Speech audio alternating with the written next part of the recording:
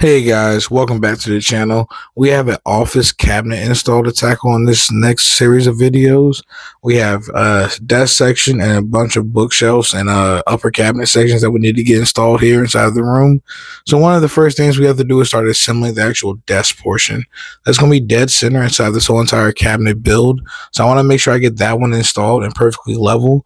I've already taken my laser level and kind of checked the entire room to make sure I'm not going to be building my way into like a high spot and then not be able to get everything perfectly level. So the first thing I want to do though is actually reassemble the side panels.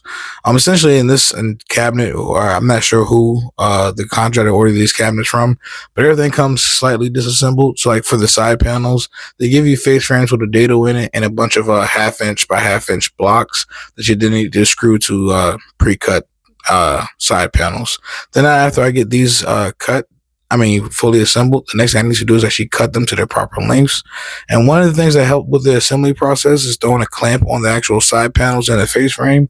So that way when I drive the screws, I know everything's perfectly seated and actually going to come together nice and square. But after these are assembled, the next step is to cut them to the proper lengths for all the cabinets.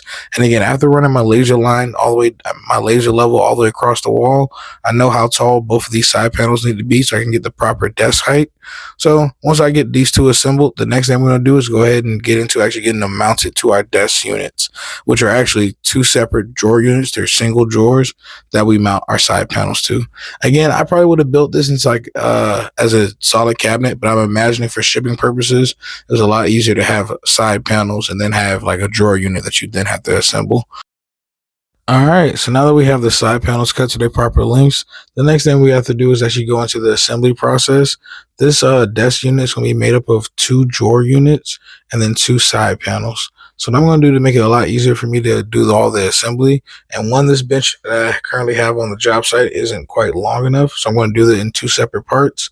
So what I'm going to do is actually install the side panel to the drawer unit by simply using my quick clamps and aligning everything.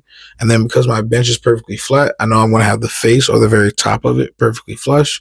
So once I have the faces aligned with each other, I'm going to clamp everything in, pre-drill some holes, and then drive in some 2-inch trim head screws.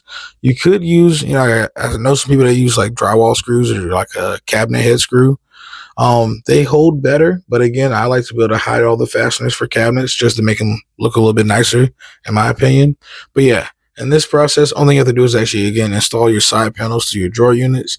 And again, this face frame connection only handles the front side of your cabinet. You definitely want to add some blocking or shims on the back side of the panel to keep the panel from being able to flex, and kind of snap your face frame open or open up that gap that you have so tight right now. So definitely shim the backside before you start moving the bookshelves, or not the bookshelves, but the desk units around. But I'm going to catch it back up to you guys once we have the other one assembled and we're ready to put these down onto the ground.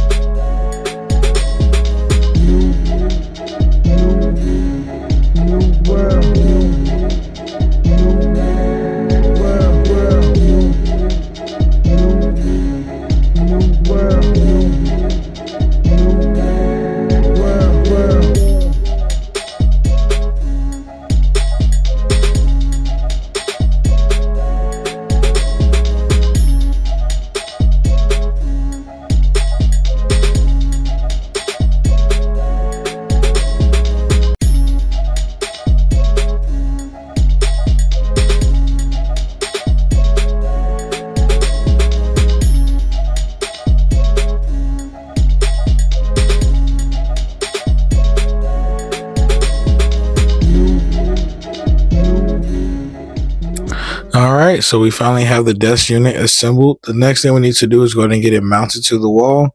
And then one thing I kind of overlooked was that the actual desks or the drawer units are not as deep as the side panels.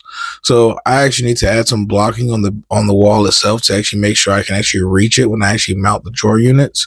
I think the drawer units are like 21 inches, probably to match whatever drawer size that they can find. And the side panels are a full 24 inches. So I need to add like two 2x2s kind of on the wall. So that way when I actually come and drive my cabinet head screws in, I can actually have it bite onto something. And again, by checking with the level, I'm actually sitting really nice from front to back and left to right. So what I'm going to do is get this unit dead centered, and then I'm going to mount it to the wall. Couple of things to keep in mind during this installation process and as you're installing cabinets. You want to make sure that the front face of your cabinets are actually going nice and straight. You can have a tendency, if you just screw them directly tight to the wall, you can have them either bow or arch, kind of following the wall, especially if the wall itself is not straight. So you want to actually clamp a level or a straight edge along the front side of your cabinet before you start driving in all your screws. And that's going to give you a location so you know how much you need to shim it off the wall to keep your cabinets and your face nice and straight. And then after you get that desk unit mounted, we're going to kind of work our way to the left and the right.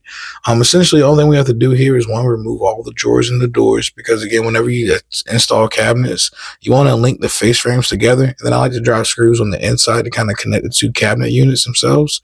But again, the goal is to kind of shim everything, keep everything nice and level, and then hide as many fasteners. So in this case, all the screws in the drawer unit, they're going to be coming, or all the cabinets that connect to the drawer unit, I'm going to have all the screws coming from the inside of the drawer unit. Essentially, whenever the drawer box is in there, you're not going to be able to see any of the trim head screws or the fasteners that help link all the other units together. So this is, since there's a drawer unit on both sides of the desk, and there's this final double door unit on the ends, the drawer unit ended up being the cabinet that made the most sense to kind of hide all my fasteners. Hopefully that makes sense. But whenever you're doing a cabinet install, definitely think about where your fasteners are going to go, which cabinets need to go in first, etc. Locate all of your studs on the wall. And one tool that I can't recommend enough for this is, one, a really good stud finder. And I love having some air shims. They're adjustable, and it's really the best way that I know to actually get cabinets level. And then you can actually get everything shimmed up before you start driving in all your screws. We're going to kind of let the rest of this play out. Oh, there's one thing I do want to say. On the end units, you will need to be adding a filler strip. So I like to actually install my filler strip. So once I actually have the bank of cabinets going all the way up until the last one installed, the next thing I want to do is actually, again, take a measurement to the wall to see how wide that filler strip needs to be. Then I typically remind it's like a 1/16 to an 1/8 of an inch going all the way down. Even if I have to taper the filler strip, it's not really too much of an issue. You want to, again, make sure you have about an 1/8 of an inch margin up against the wall, either for them to come back and caulk or to allow scribe molding. It's typically what I like to do up against walls, unless they're going for like a modern look. So kind of don't fight yourself by trying to make this too tight, and then you won't be able to slide it into the wall or into the space. So kind of plan, again, your install as you go throughout this process. You don't want to make things super tight, because again, with cabinets and all moldings and trim work in general, there's probably a molding that's supposed to cover that gap before you try to make things super tight. You can't scribe everything perfectly to the wall, especially if you're doing like a modern look. But in this case, we have scribe molding, so we're going to use it here. After we get everything shimmed up, the next thing we have to do is delve into the countertop. So I'll catch up to you guys once we start putting that together.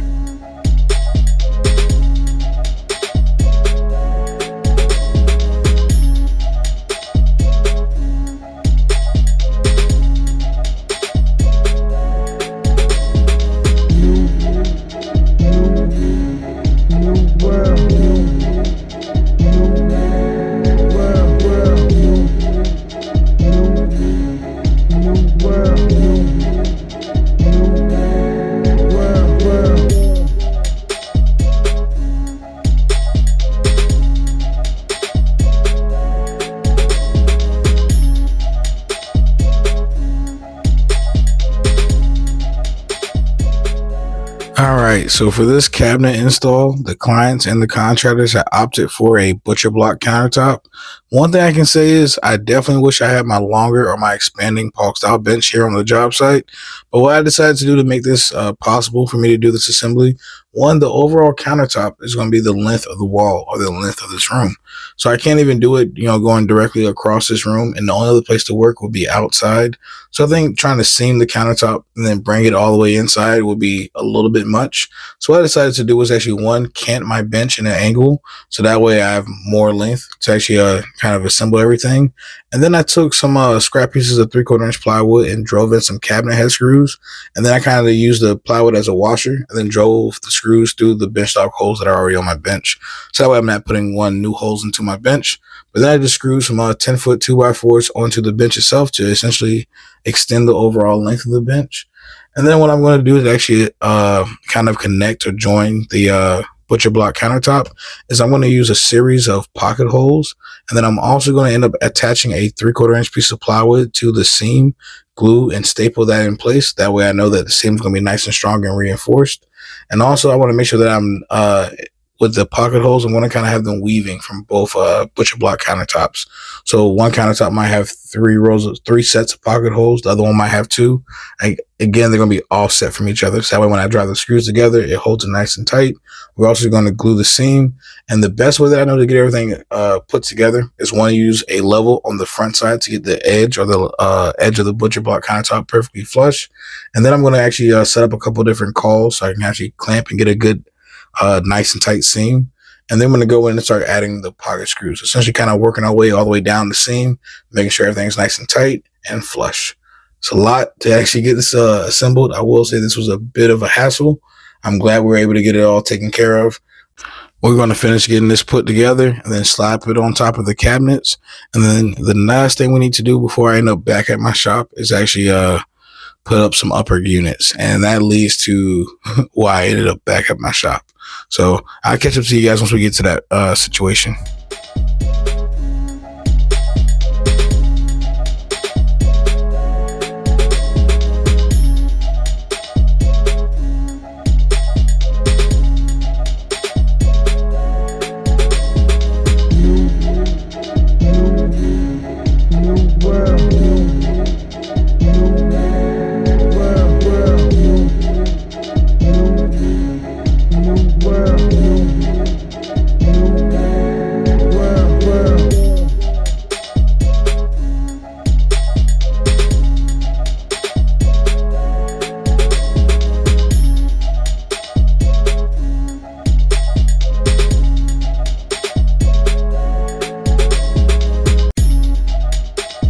So this is actually where this project starts to take a interesting turn.